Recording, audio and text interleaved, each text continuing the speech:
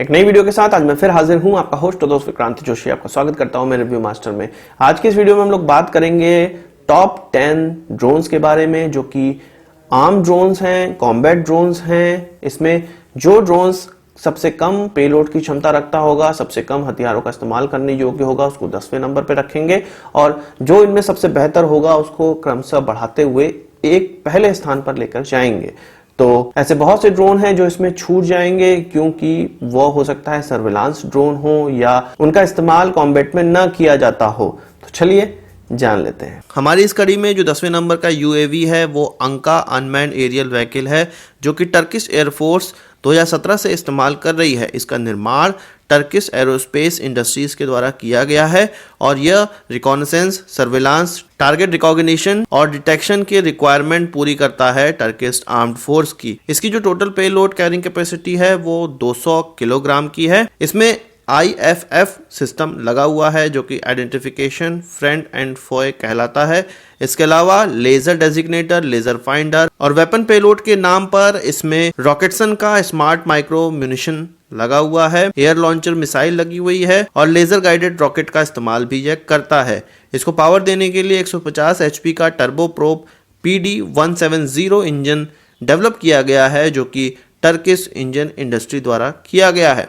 Maximum जो take off weight है इसका 1600 किलोग्राम का है और यह मैक्सिमम 30,000 फीट की ऊंचाई तक उड़ सकता है और इसका एंडोरेंस 24 घंटे का है। इस कड़ी में जो अगला यूएवी है वो नॉर्थरॉप ग्रूमन का MQ-5B हंटर है, जो कि मल्टी मिशन अनमैन्ड एयरक्राफ्ट है। इसका इस्तेमाल US आर्म फोर्स के द्वारा किया जाता है और विगत 20 सालों से किया जा रहा है। इसका जो पेलोड कैपेसिटी है वो 226 किलोग्राम की है। इसमें मल्टीपल सेंसर ले जाए जा सकते हैं, जैसे कि electro optical sensor, infrared sensor, communication system का भी इसमें इस्तेमाल किया जा सकता है। एक्सटर्नल वेपन के नाम पे नॉर्थरॉप ग्रूमन का ही Viper Strike laser guided munition इसमें इस्तेमाल किया जा सकता है। यह यूएवी हैवी फ्यूल इंजन पर काम करता है और इसका जो मैक्सिमम टेक ऑफ वेट है वो 884 किलोग्राम का है। सर्विस सीलिंग की बात करें तो 18,000 फीट की है।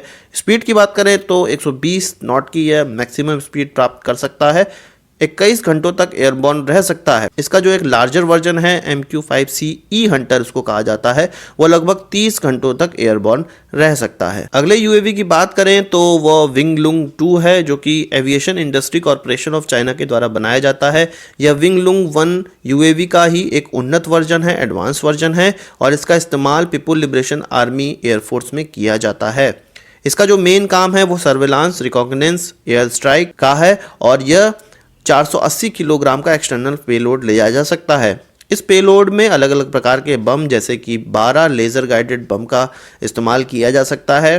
GB3 250 kg वाले लेजर गाइडेड बम का इस्तेमाल किया जाता है। TL-10 मिसाइल का इस्तेमाल भी किया जा सकता है। यह UAV medium altitude long endurance aircraft कहलाता है। इसकी इंडोरेंस जो है वो 32 घंटों की है।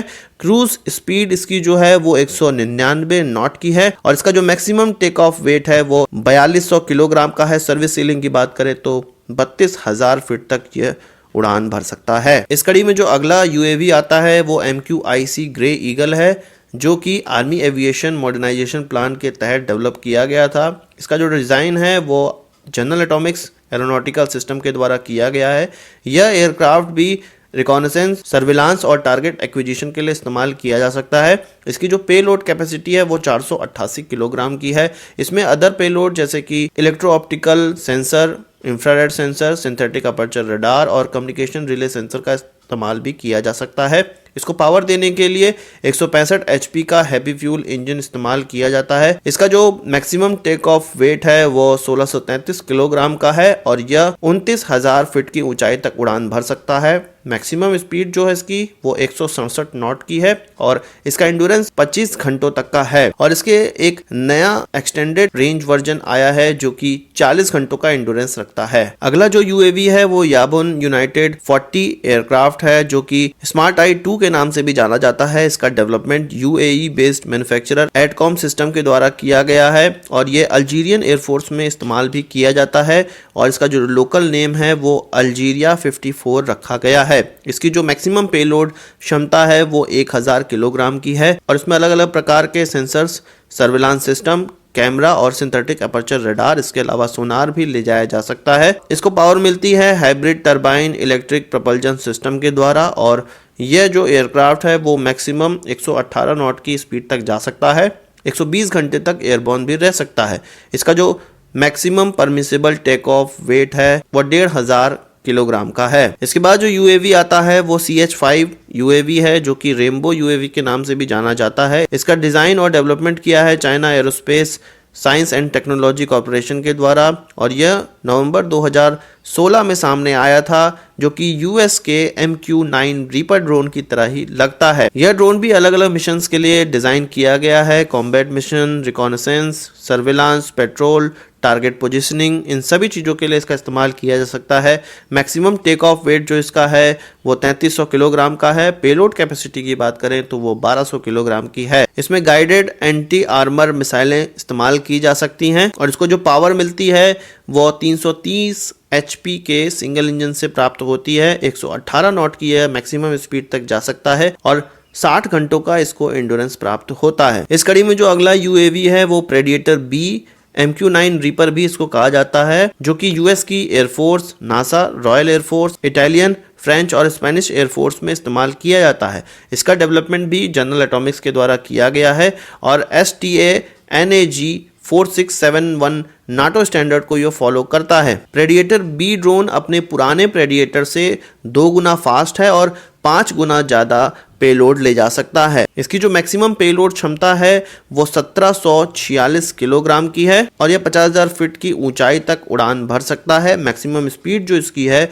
वो 240 नॉट की है और एंड्योरेंस 27 घंटों का है। इसमें हनीवेल का TPE 33110 टर्बोप्रोप इंजन का इस्तेमाल किया जाता है। यह ड्रोन भी अलग अलग चीजें ले जाने के लिए, अलग अलग मिशन के लिए कैपेबल होता है, जैसे कि electro optical sensor, IR sensor, multimode radar, multimode maritime surveillance radar. इसमें जो वेपन इस्तेमाल किए जा सकते हैं वो GM-114 हेलफायर मिसाइल इस्तेमाल की जा सकती है। GBU-12 पावे 2 बम का इस्तेमाल किया जा सकता है। अगली कड़ी में जो यूएवी आता है वो MQ-9B स्काई गार्डियन है। यह MQ-9 का ही एक अलग वेरिएंट है जो कि रॉयल एयरफोर्स के लिए डेवलप किया गया है और यह रॉयल एयरफोर्स के प्रोटेक्टर RG-MQ-1 प्रोग्राम के तहत डेवलप किया गया है, जो कि 2020 में ही उनके वहां इंडक्ट होना है। इसको भी जाहिर सी बात है जनरल एटॉमिक्स ने ही बनाया है और ये नाटो के STANAG 4671 UAV system airworthiness requirement को तो पूरा करता ही है, साथ में यूके के डिफेंस स्टैंड 00970 डिजाइन और एयरवर्दीनेस स्टैंडर्ड को भी फॉलो करता है। क्योंकि इसका एक्सपोर्ट यूके में ही होना है, इसलिए इस स्टैंडर्ड को फॉलो करना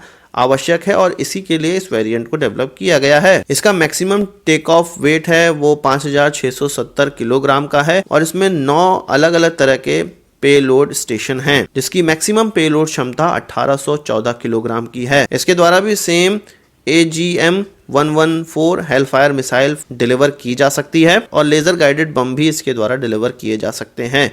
इसकी जो मैक्सिमम फ्लाइंग एल्टीट्यूड है वो 40,000 फीट की है, 210 नॉट की इसकी रफ्तार है और इसका जो एंड्योरेंस है वो लगभग 40 घंटों का है। अगला जो यूएवी है वो हेरॉन TP है, जिसको आइटन के नाम से भी जाना जाता है और इसको इजराइल एरोस्पेस इंडस्ट्रीज के द्वारा डेवलप और डिजाइन किया गया है और इसका इस्तेमाल इजरायली डिफेंस फोर्सेस में किया जाता है।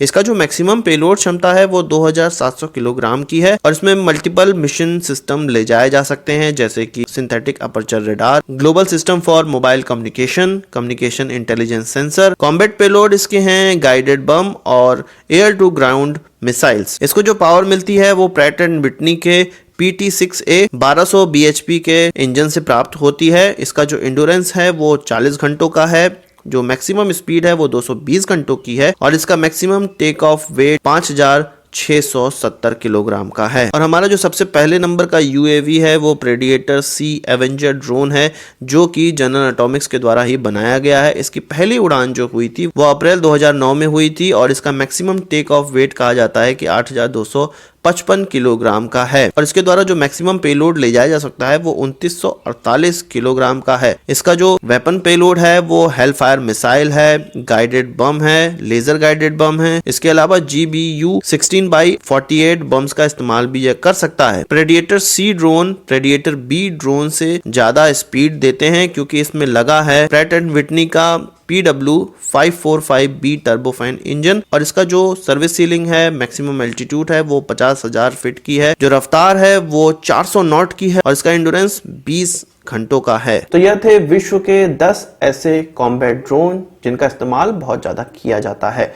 यदि इस काउंटडाउन में कोई ड्रोन छूट गया हो, कोई UAV छूट गया हो तो कमेंट बॉक्स में जरूर लाइएगा। यदि आपका कोई सवाल और सुझाव हो तो उसको भी कमेंट बॉक्स में जरूर लाइएगा और यदि आपने हमारा चैनल सब्सक्राइब नहीं किया है उसे भी कर लीजिए क्योंकि हम इस प्रकार की वीडियो लाते रहते हैं। नमस्कार, थैंक यू, जय हिंद।